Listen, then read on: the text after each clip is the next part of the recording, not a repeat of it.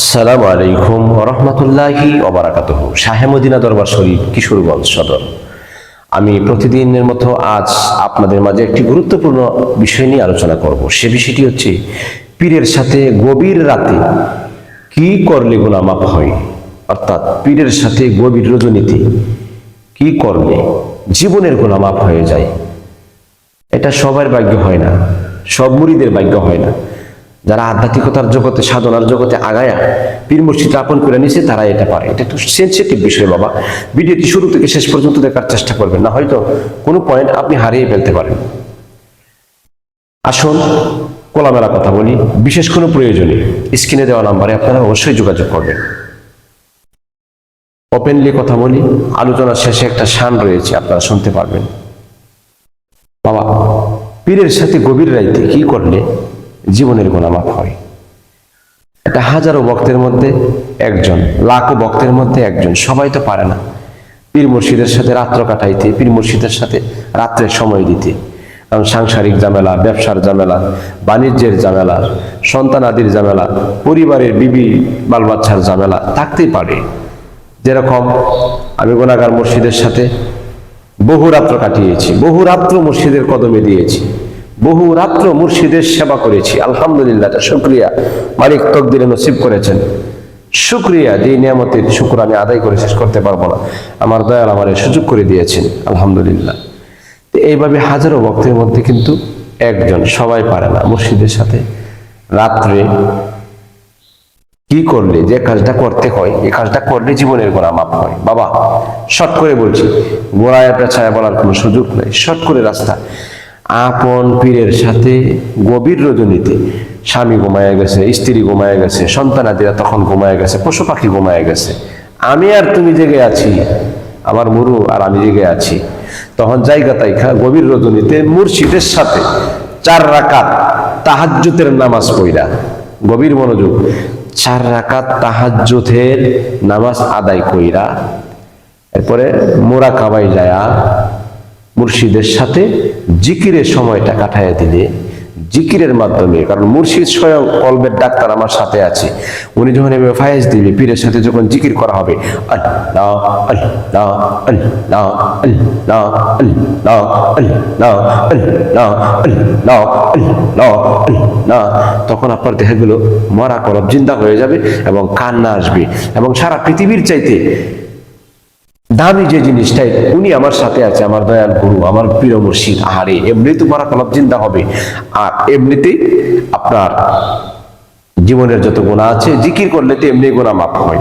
আর একজন কামেল মুর্শিদ আমার সাথে আছে,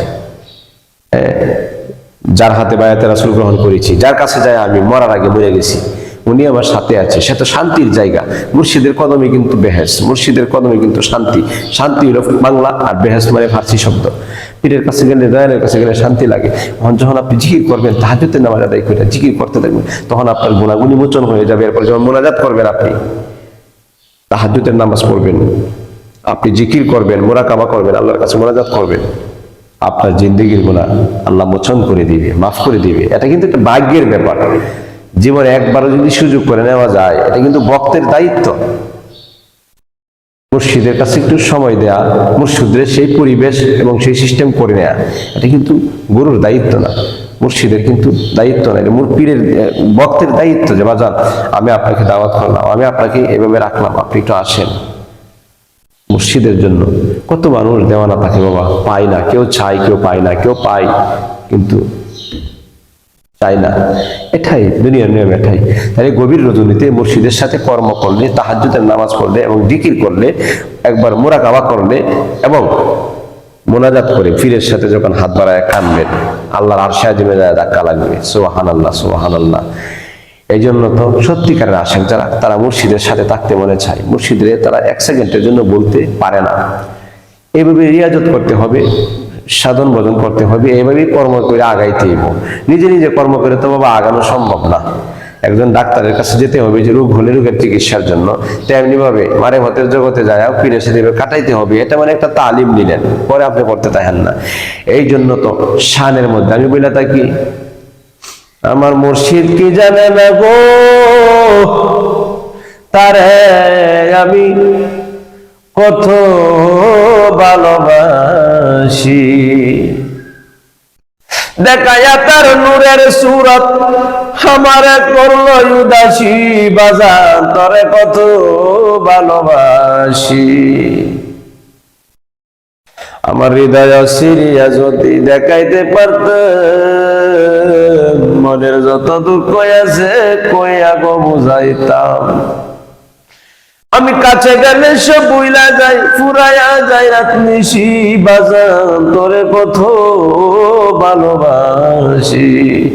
আমার নাই সাধন ভজন রে বাজান, আমার নাই সাধন ভজন।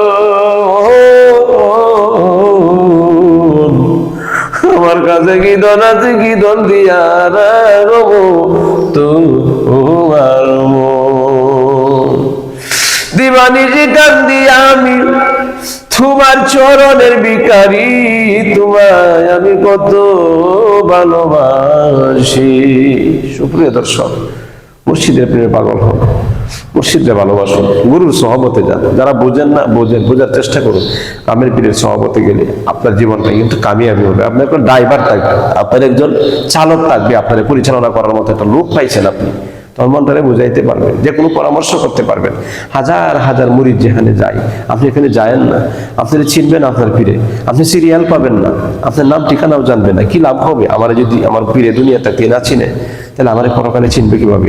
আর পীর এবং মুর্শিদের সাথে যদি একটা দরম মরম সম্পর্ক, হ্যাঁ আপনার দেখলেই চিনালায়, নাম বললেই চিনে বেলায়, এই তো কাজে লাগে যাইব। নবী বলতেন আমার হাব্বা, দুনিয়াতে যার সাথে যার ভালোবাসা থাকবে, মহাব্বত থাকবে, তার সাথেই সে হাসরে উঠবে, হাসন নাসর হবে। এই জন্য হাসন নাসরটা যেন আমার মুর্শিদের সাথে হয়, আমার একজন দয়ালের সাথে যেতে হয়।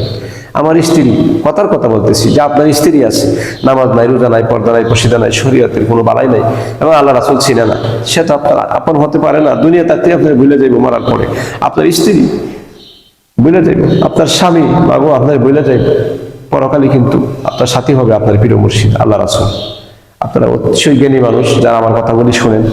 আমি কষ্ট করে কথাগুলি বলি আপনাদের ভালোবাসার জন্য, ভালোবাসা পাই বিদায় আপনাদের দোয়ার জন্য, এবং আপনাদের উপকারের জন্য কথাগুলি আমি বলে থাকি। আপনারা কথাগুলি শুনে ইনশাআল্লাহ আমল করবেন। শাহে মদিনা দরবার শরীফ, কিশোরগঞ্জ জেলা, কিশোরগঞ্জ থানা, এটা বৌলা ইউনিয়নে উপস্থিত, গাবতলী গ্রামে। সকলে ভালো থাকুন। আজকের মতো এখানে শেষ করছি। আসসালামু আলাইকুম ওয়া রাহমাতুল্লাহি ওয়া বারাকাতুহু।